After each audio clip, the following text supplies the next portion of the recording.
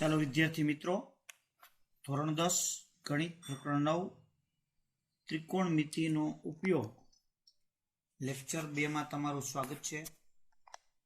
મિત્રો, આપણે લેક્ચર 1 ની અંદર થોડાક દાખલાઓ ગણ્યા હતા.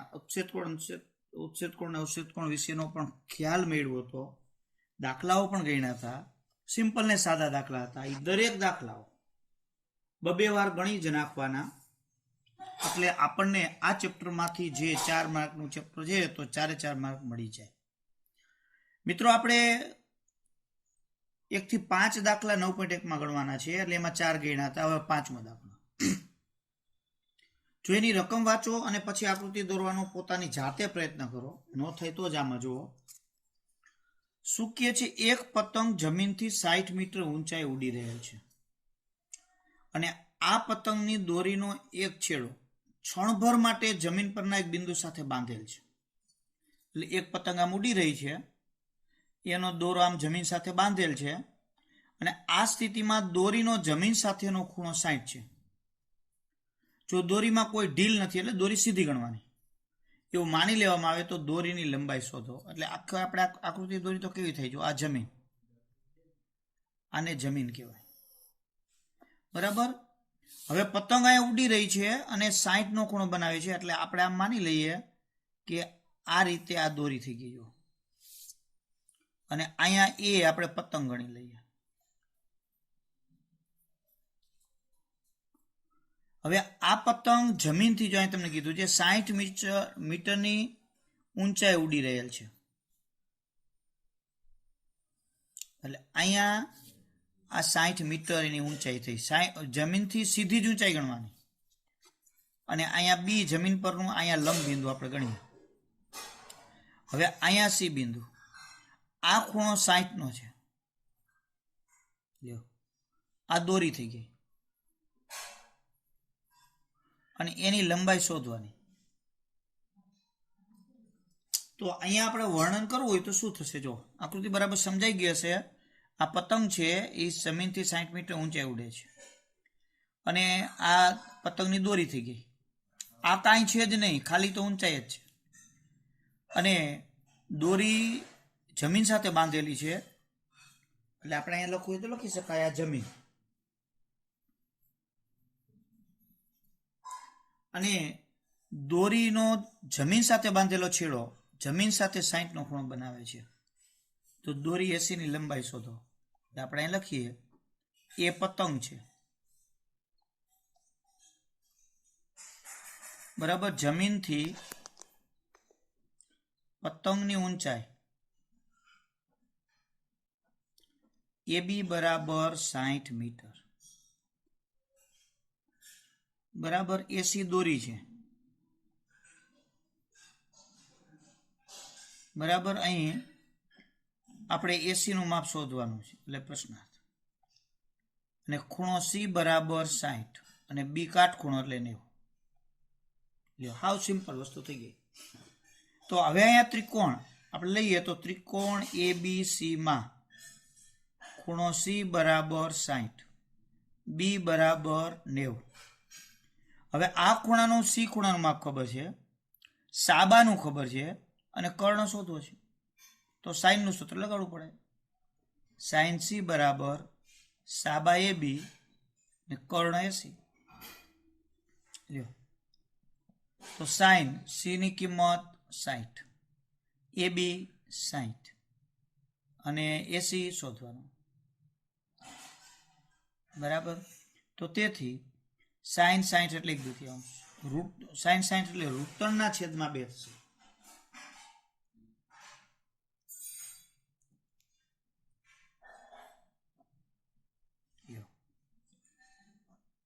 એસી ઉપર વહી જાય, √3 નીચે. તો એસી એમ ઉપર વહી ગયા, √3 નીચે અને 2 ઉપર વહી જાય, એટલે ચોકડી ગુણાકાર ટૂંકમાં. 2 60 ને ગુણે, એસી √3 ને ગુણા, પણ અહીંયા √3 ન જોતા એટલે નીચે આપણે એકદમ મૂકી દીધા. હવે એસી બરાબર 120, 60 પણ છેદમાં રૂટ નથી જોતા તો ઉપર નીચે √3 ગુણી નાખી. છેદમાં રૂટ વાળું પદ નહીં રાખવાનું.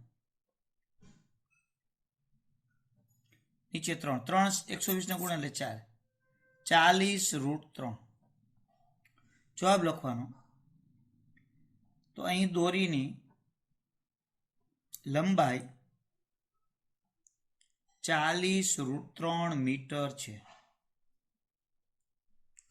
√3 ની જગ્યાએ તમે કિંમત 1.73 મૂકી શકો. કિંમત આમે તમારે યાદ તો રાખવાની છે, પણ આપણે આ નવા જ્યારે તમારે સીબીએસઈ એનસીઆરટી કોર્સ આવ્યો તો એની અંદર એને √3 ની કિંમત છે એ ક્યાંય મૂકી નથી.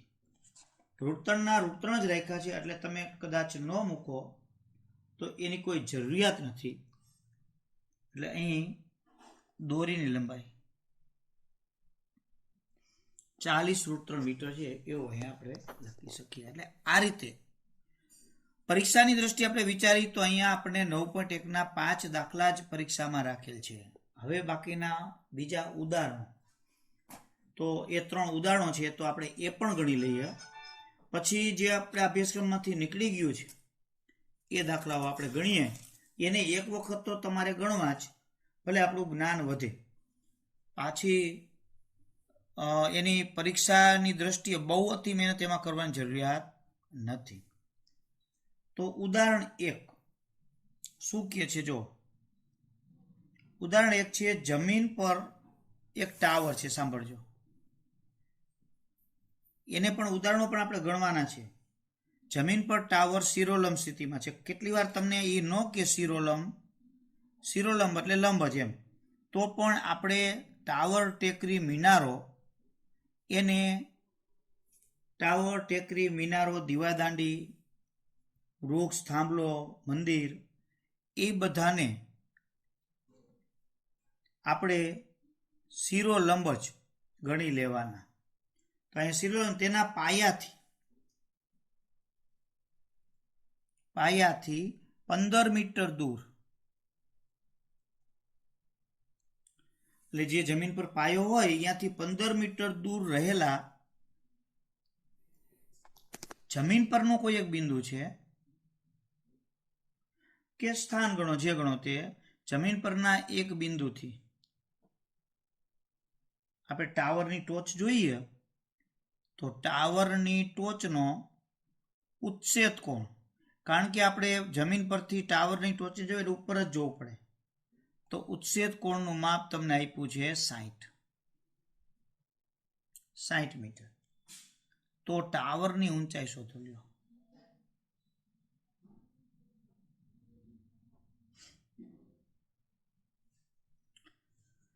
તો મિત્રો આની આકૃતિ આપણે કઈ રીતે થશે? સામાન્ય આવું સિમ્પલ ને સાદી જ આકૃતિ છે કે આપણને ખ્યાલ આવી જાય એવી છે કે એક ટાવર છે. આપણે મનમાં વિચારી કલ્પના કરીએ તો જમીન પર એક ટાવર છે. તો જો અહીંયા પેન્સિલનો જ ઉપયોગ કરીને આકૃતિ દોરવાની, જો હું પણ પેન્સિલનો ઉપયોગ કરીને જ આકૃતિ દોરું છું અને ખાસ ચીવટપૂર્વક જ વ્યવસ્થિત આકૃતિ દોરું છું. આ જમીન, અહીંયા એક શિરોલંબ ટાવર છે. ચાલો ટાવરને આપણે નામ આપ્યું તો આપી દઈએ બી નામ. જમીન સાથે શિરોલંબ એટલે કાટખૂણો.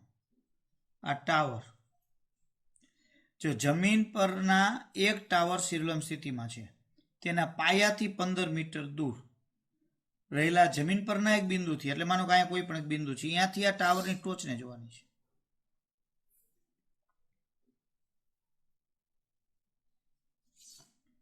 જો એ ટાવરની ટોચને જોવાની, આ બિંદુને આપણે નામ આપી દઈએ સી.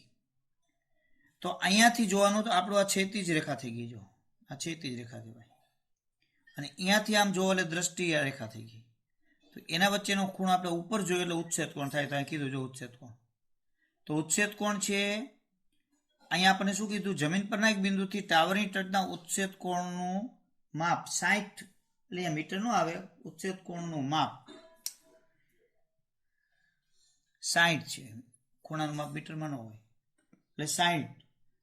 તો ટાવરની ઊંચાઈ શોધો એટલે આ ખૂણો 60 નો થયો. હવે આપણને આ પાયાથી 15 મીટર દૂર આપણે જઈએ, અહીંયા ઉભા રહીને વાત છે, એટલે 15 મીટર, અને આપણે જમીન કહી શકીએ. લો તો હવે મિત્રો અહીં જોઈ શકો છો આ ત્રિકોણ થઈ ગયો. આ ખૂણાનું માપ ખબર છે, સાબા શોધવાનો છે અને પાબા આપ્યો છે. તો સાબા ને પાબાનો સંબંધ એટલે ટેનનું સૂત્ર. તો પહેલા વર્ણન કરવાનું. તો એ બી ટાવર છે બરાબર, સી જમીન પરનું બિંદુ,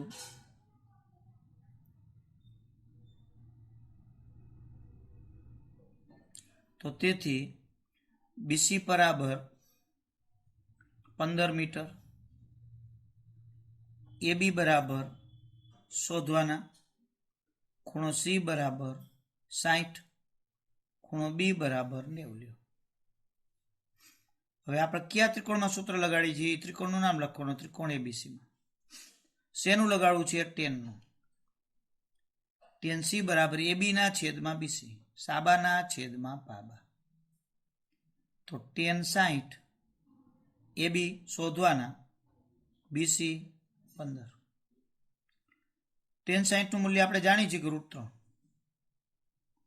એ બી એમ નામ અને આ 15.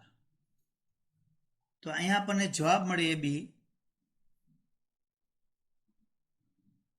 15 √3 ઉપર જ આવ્યા છે એટલે આપણે કાંઈ ફેરવવાની જરૂર નથી, જવાબ જ લખવાનો. તો અહીં અથવા આમ ટાવરની ઊંચાઈ 15 √3 મીટર છે. જવાબ લ્યો. એટલે આ રીતે આપણે ટાવરની ઊંચાઈ છે એ શોધી શકીએ. તો સિમ્પલ ને સાદું ઉદાહરણ હતું બરાબર. તો આ રીતે આપણે 3 ઉદાહરણો છે એ જોવાના છે. જો મિત્રો આપણે ઉદાહરણ બીજું જોઈએ બરાબર. જો રકમ બહુ મોટી છે. આમ તો તમને આકૃતિ દોરીને આપી છે, અંદર એમ કીધું છે આકૃતિ મુજબ, પણ આમાં આકૃતિ દોરી ન આપે તો પણ ચાલે, પણ આપણને દોરતા આવડવી જોઈએ રકમ પરથી. શું કહે છે? જો આમ તો પહેલી દ્રષ્ટિએ તમે રકમ વાંચીને દાખલો ગણવા બે તો થોડુંક તમને આમ થોડુંક ઓછું અંદર સમજાય એવું લાગે, પણ દાખલો કઈ અઘરો નથી. એક ઇલેક્ટ્રિશિયનને 5 મીટર ઊંચાઈવાળા થાંભલા પર ફોલ્ટનું સમારકામ કરવાનું છે. એટલે જો આપણે અહીં જોઈએ તો આ જમીન રેડી, પછી અહીંયા આ થાંભલો 5 મીટર ઊંચો, આપણે નામ આપીએ થાંભલાની ટોચ એટલે એ બરાબર. અહીંયા તમારી ચોપડી મુજબ જ હું નામ આપું છું, પણ જરૂરી નથી એવું, ડી.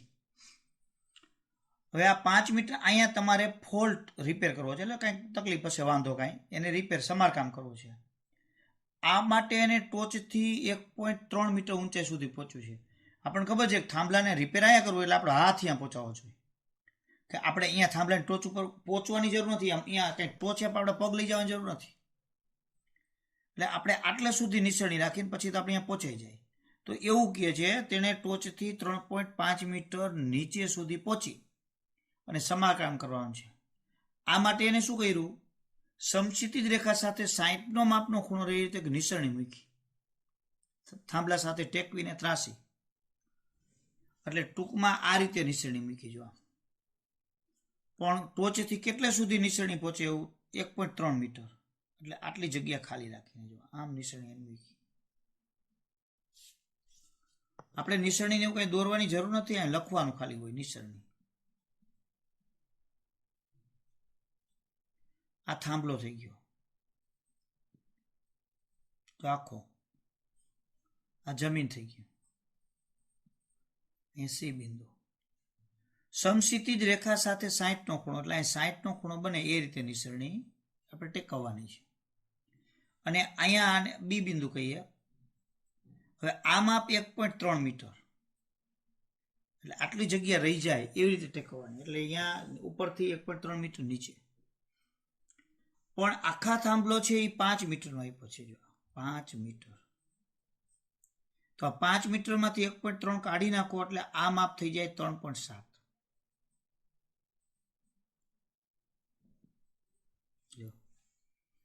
તો એને આપણે નિસરણીની લંબાઈ માંગી છે. અને નિસરણીને થાંભલાના પાયાથી કેટલી દૂર રાખવી પડે એવા બે માપ માંગ્યા છે. તો એ બે માપ છે એ આપણે શોધવાના છે. તો પહેલા તો આનું આપણે વર્ણન કરી નાખીએ. હવે આમાં નિસરણીની લંબાઈ એટલે કોણ થયું? બીસીનું માપ થયું.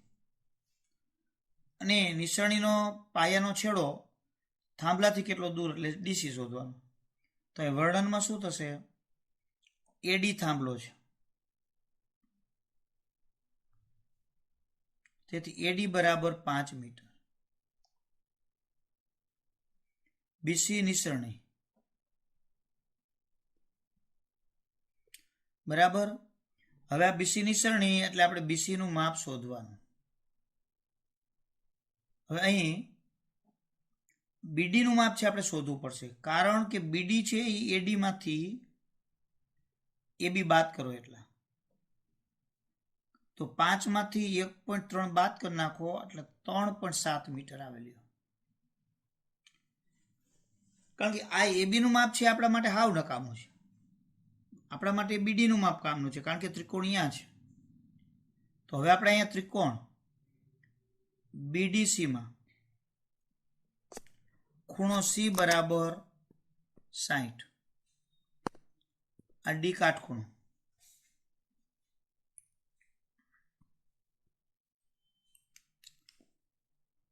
તો સાબા છે એ આપણે મળી ગઈ 3.7, જો બીડીનું માપ આપણે અહીં શોધ્યું. અને કર્ણ શોધવાનો છે. તો આપણે સાબાને કર્ણ એટલે સાઇનનું સૂત્ર આવે. તો સાઇન સી બરાબર બીડીના છેદમાં બીસી. તો સાઇન 60, તો બીડી 3.7 અને બીસીનું માપ શોધવાનું. સાઇન 60 એટલે √3 છેદમાં 2.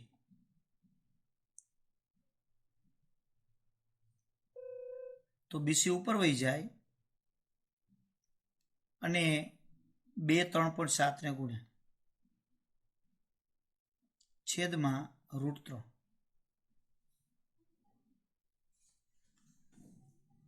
તો હવે આપણે અહીંયા √3 ની કિંમત 1.73 મૂકવાની છે. જો તો √3 ની કિંમત 1.73 તમારે મૂકવી હોય તો રૂટમાં છેદમાં ન રખાય, તો એને ઉપર લઈ લેવાય. એટલે અહીંયા આ બેનો ગુણાકાર કરી નાખો. 37 ગુણ્યા 2 એટલે 7 દુ 14 અને 1 એટલે 3 દુ 6 7 એટલે 7.4 એના છેદમાં √3. ઉપર નીચે √3 વડે ગુણી નાખો એટલે ઉપર 7.4 ગુણ્યા √3 છેદમાં 3. તો ઉપર 7.4 ગુણ્યા 1.73 ભાગ્યા 3 લ્યો. તો હવે શું કરવાનું? આપણે અહીંયા ઉપર પહેલા ગુણાકાર કરી નાખવાનો અને પછી એને 3 વડે ભાંગવાના. તો તમે રફમાં 7.4 74 ગુણ્યા 173, 173 ને 74 વડે તમે ગુણી નાખો બરાબર. એટલે તમને છે ને એનો ગુણાકાર મળી જાય એટલે 12. એનો જવાબ મળશે 12.80 કે 8. કારણ કે પોઈન્ટ પછી બીજા આપણે એક આંકડો બહુ થઈ ગયો, બહુ તો 280, એને ભાગ્યા 3. તો હવે તમે ભાંગા કરો તો 4 તરી 12, 3 દુ 6 એટલે 2 વધે એટલે 20, એટલે 7 તરી 21 એટલે 2 વધે એટલે 7 તરી 1 7 એટલે 4.28 આશરે થાય એવું આપણે લખવાનું જો નહીં પણ એટલા મીટર. તો અહીંયા ટાવરની ઊંચાઈ તમને મળી ગઈ. એટલે અહીંયા તમને માગ્યું છે આપણે 1 મીટર નિસરણીની લંબાઈ. તો નિસરણીની લંબાઈ આપણને મળી ગઈ. લ્યો બીજો પાયો બીડી માગ્યો છે તો એ પણ લઈ લઈએ. ત્રિકોણ બીડીસીમાં હવે આપણને સાબા ખબર છે અને પાબા લેવો છે એટલે 10 નું સૂત્ર. તો 10C બરાબર બીડીના છેદમાં ડીસી.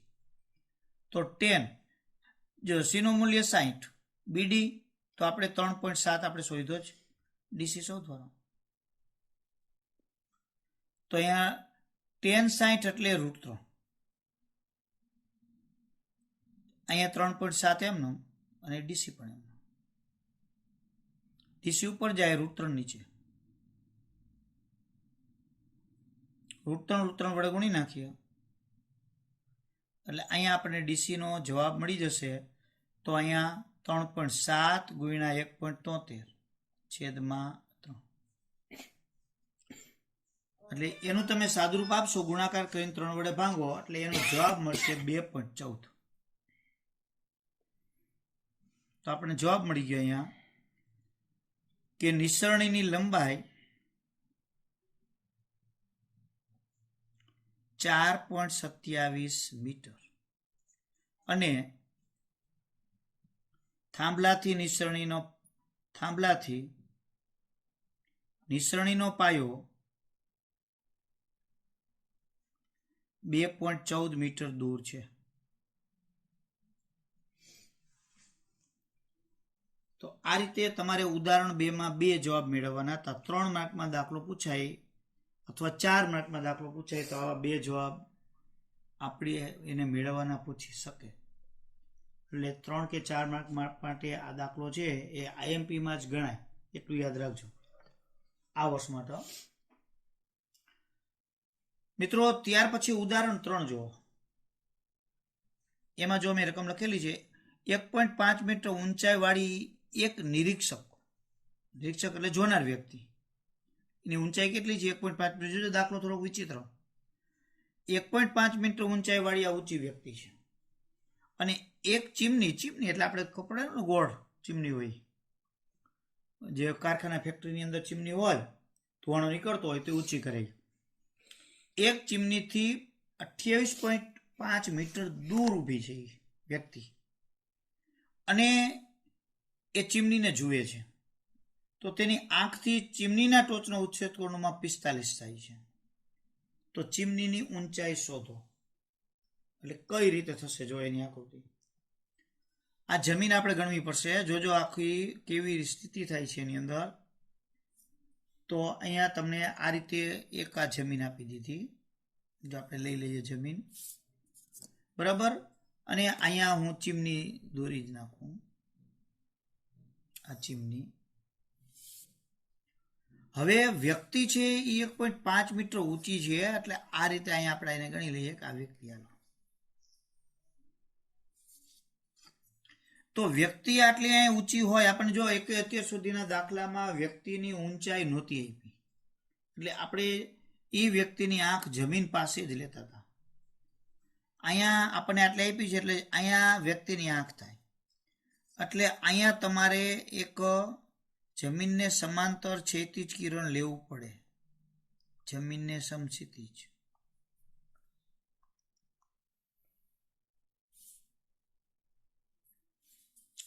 હવે અહીંયા એની આંખથી આ ચીમનીની ટોચનો ઉચ્છેદ કોણ આ રીતે થશે.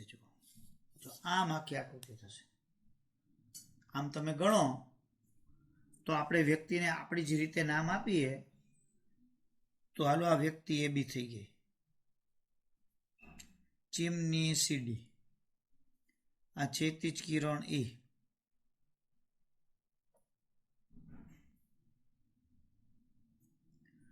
આ ચીમની,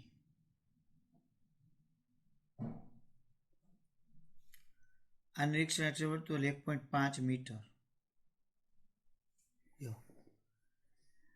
હવે અહીંયા આપણે શું કહે છે 1.5 મીટર ઊંચાઈવાળી એક નિરીક્ષક એક ચીમનીથી આ 2.8 મીટર દૂર છે એટલે આ થયો માપ 28.5 મીટર. તો આનું માપ એટલું થાય એટલું જ આનું થશે.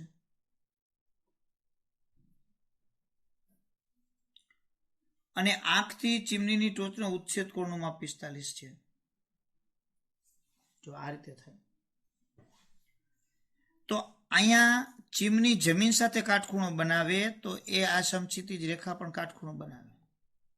તો ત્રિકોણ AEC એની અંદર આપણને આ 45 નો ખૂણો ખબર છે, પાસેની બાજુ ખબર છે, સાબા મળી જાય 10 થી CE મળે. હવે આ 1.5 મીટર જો અહીંયા લંબચોરસ થઈ ગયો તો આ ભાગ પણ 1.5 મીટર. તો આ માપ મળી જાય અને એમાં 1.5 મીટર ઉમેરો એટલે આખે આખું સીડીનું માપ તમને મળી જાય. અહીંયા પણ તમને એમ કીધું છે √3 બરાબર 1.73 અથવા તો એને એમ કીધું છે અહીંયા તો એટલે અહીંયા જો કે √3 ની કિંમતની જરૂર નહીં પડે. આ તો કહે તો તમારે એનો ઉપયોગ કરવા, નહીતર એનો ઉપયોગ કરવાની જરૂરિયાત નથી. જો ફરીથી એક વખત સાંભળી લ્યો, દાખલો થોડોક તમારા માટે નવો જ છે. 1.5 મીટર ઊંચાઈવાળી વ્યક્તિ ચીમનીની ટોચને જુએ છે ત્યારે એનો ખૂણો 45 થાય છે, પણ આ વ્યક્તિ ચીમનીથી 28.5 મીટર દૂર ઊભેલી છે. તો ચીમનીની ઊંચાઈ શોધો. તો અહીંયા ખૂણો આપ્યો છે, અહીંયા પણ કાટખૂણો થાય, આ પણ કાટખૂણો, આ પણ કાટખૂણો, એટલે આ લંબચોરસ થઈ ગયો. એટલે આ બંનેના માપ કેવા થશે? સરખા. તો હવે આપણને આ ત્રિકોણની અંદર આ ખૂણો 45 થયો, સાબા શોધવાનો છે. પાબા આપ્યો છે એટલે સાબા મળી જાય. આ સાબા અને આ 1.5 નો બેનો સરવાળો કરી નાખો એટલે ચીમનીની ઊંચાઈ થાય. તો અહીં વર્ણન, તો અહીંયા AB વ્યક્તિ છે, તેથી AB બરાબર 1.5 મીટર. CD ચીમની છે, તેથી CD બરાબર તમારે શોધવાનું. ચાલો આકૃતિ પરથી આપણે કહી શકીએ, આકૃતિમાં AB અને ED ના માપ સરખા 1.5 મીટર અને BD અને AE ના સરખા, જો બધું દેખાય લખવાનું, 28.5 મીટર. કોણ? આ બંને. હવે ત્રિકોણમાં આવી જવાનું. કયા ત્રિકોણમાં? AEC માં ખૂણો A બરાબર 45 અને E બરાબર 90. હવે સાબા શોધવાનું છે, પાબા આપ્યો છે તો tan નું સૂત્ર જ આવે. tan A બરાબર સાબા C છેદમાં પાબા A. તો tan 45 બરાબર CE ના છેદમાં 28.5. tan 45 ની કિંમત એક આપણે જાણીએ. તો તેથી CE બરાબર 28 1.5 ને ગુણ્યા એટલે 28.5 મીટર લ્યો. હવે ચીમનીની લંબાઈ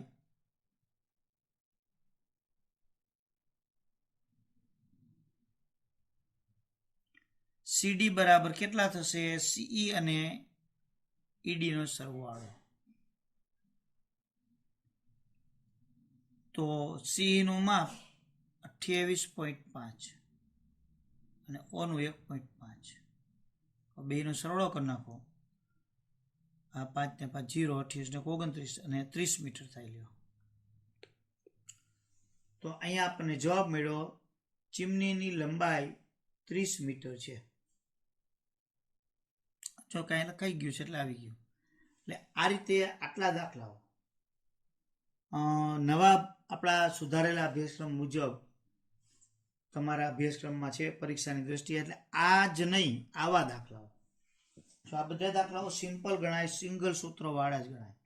ટૂંકમાં ડબલ ત્રિકોણવાળા, ડબલ વખત જેનો ઉપયોગ કરવો પડે એવા બધા દાખલાઓ છે અને કાઢી નાખ્યા છે. એટલે આટલાની પ્રેક્ટિસ ખાસ કરવી. હવે જે વધારાનું શીખવાડું છું એ આપણે થોડુંક જ્ઞાન વધે એના માટેના છે, પણ પરીક્ષાની દ્રષ્ટિએ આ વર્ષ માટે આપણે ઉપયોગી છે નહીં. એટલે ખાસ એ ધ્યાન તમારું કરીએ. એટલે સ્વાધ્યાય 9.1 થી 5 અને ઉદાહરણ 1 થી 3. છતાં આપણે આગળના જે આપણા અભ્યાસ ખાતર જ્ઞાન વધે એના માટે દાખલાઓ છે એ થોડાક જોઈએ. જો મિત્રો અહીંયા એક મેં સ્વાધ્યાય 9.1 નો દાખલો 13મો લીધો છે. તમને એમ થાય કે સાહેબ આ 5 માંથી સીધો 13મો કેમ? કારણ કે 13મો જે આપણે આગળ દાખલા શીખા એના જેવો જ છે, પણ ડબલ ત્રિકોણ થયા, બીજી કોઈ એમાં વિશેષતા નથી. એટલે આપણને એ થોડોક ફાવે, એટલે ધીમે ધીમે સરળથી કઠિન તરફ આપણે જઈ શકીએ. શું કહે છે? જો દરિયાથી એટલે કે અહીંયા દરિયાની સપાટીથી ઊંચી દીવાદાંડી પરથી અવલોકન કરતા, એટલે ટૂંકમાં દરિયાની સપાટીથી 75 મીટર ઊંચી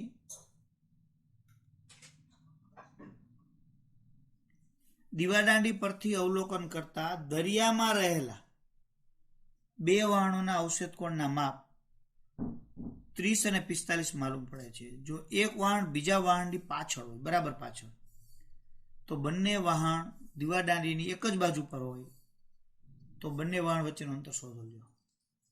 ટૂંકમાં જો આ એક આપણે જોઈએ તો આ એક દરિયો થયો, એની સપાટી,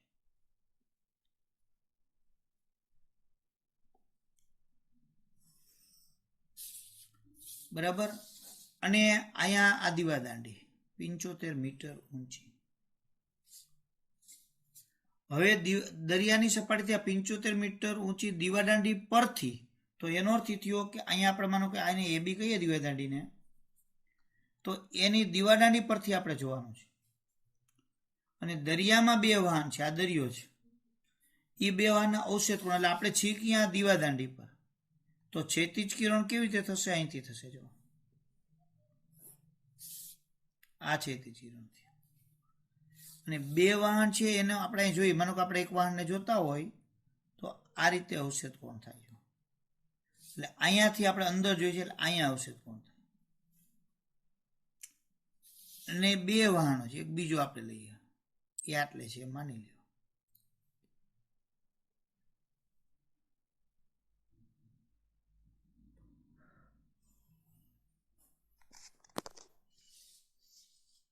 બરાબર, તો અહીંયા આ ખૂણો, તો સામાન્ય આ ખૂણો છે નાનો થયો જો, અને આ વધારે નીચું જવું પડે એટલે મોટો, તો 30 અને 45, તો આ નાનો ખૂણો એટલે આ 30 થાય, અને આખો ખૂણો એટલે આ 45. અને આપણે નામ આપી દઈએ સી અને ડી. આ દીવાદાંડી 45 મીટર ઊંચાઈ, 75.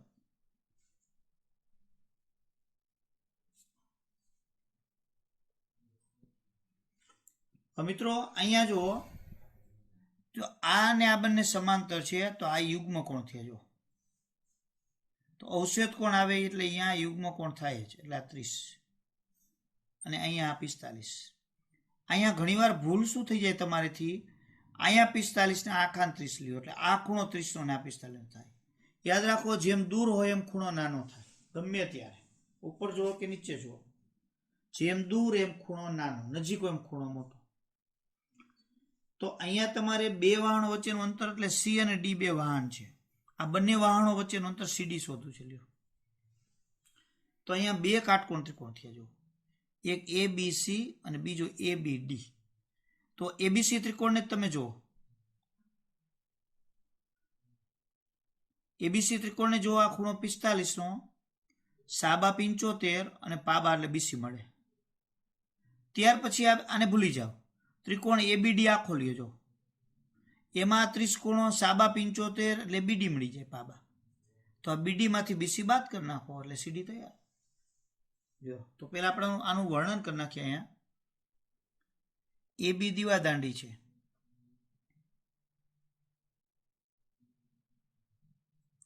સી અને ડી દરિયા પરના વહાણો છે. એબી બરાબર 75 મીટર. પછી વહાણો વચ્ચેનું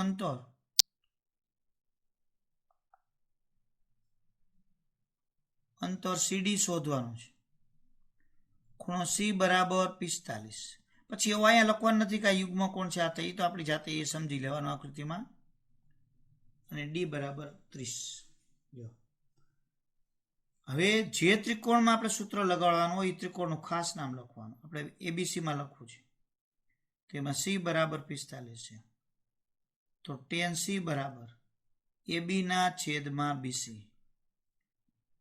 tan 45 ની કિંમત આપણે થશે એબી 75, બીસી શોધવાના, તો tan 75 ની કિંમત 1, tan 45 ની 1, એટલે બીસી બરાબર આપણને માપ મળી ગયું 75 મીટર. તો 1 મીટર છે એ દીવાદાંડીથી 75 મીટર દૂર છે. હવે બીજો ત્રિકોણ લઈએ, ABD આખો ત્રિકોણ. જો એમાં D બરાબર 30 છે, તો એમાં tan D નું સૂત્ર મૂકી દઈએ. સાબા થશે જો tan AB આખી અને આ BD, તો tan 30 75/BD, તો tan 30 એટલે 1/√3. તો અહીંયા BD છે એ ઉપર વહી જશે અને 75√3 આપણને જવાબ મળ્યો BD નો. તો અહીંયા વહાણ વચ્ચેનું અંતર આપણે લેવું છે. વહાણો વચ્ચેનું અંતર CD બરાબર, CD કેવી રીતે મળે? તો BD માંથી BC બાદ. તો BD નું માપ 75√3, એમાંથી BC 75 બાદ લ્યો. કિંમત આપણને કંઈ કીધી નથી મૂકવાની, પણ મૂકી શકીએ આપણે મૂકવી તો, પણ કીએ તો જ રકમમાં મૂકવાની. 75 ને આમાંથી કોમન કાઢી શકીએ, √3 - 1 આવે. આટલા મીટર જવાબ લ્યો. એટલે આ રીતે દાખલાઓ છે એ આપણે ગણી શકીએ. આમ તો દાખલાઓની સંખ્યા બહુ જાજી છે નહીં, 16 જ દાખલા છે, પણ આવા વિવિધતાવાળા એટલે થોડાક એમ તો કઠિન હોય છે. આ તો હેલો હતો એવા દાખલાઓ છે, પણ એ દાખલાઓ આપણે છે એમાં જેટલા જરૂરિયાત લાગે એટલા આપણે ગણીશું. સામાન્ય રીતે તો બધા ગણી નાખીએ, કારણ કે આપણે 10 દાખલાઓ ગણવાના થાય એટલે 2 પીરિયડ લઈએ એટલે આપણે એ પૂરા થઈ જાય. પણ જે અભ્યાસક્રમમાં છે એની ખાસ વિશેષ પ્રેક્ટિસ કરવાની. તો આટલું આપણે રહેવા દઈએ આમાં.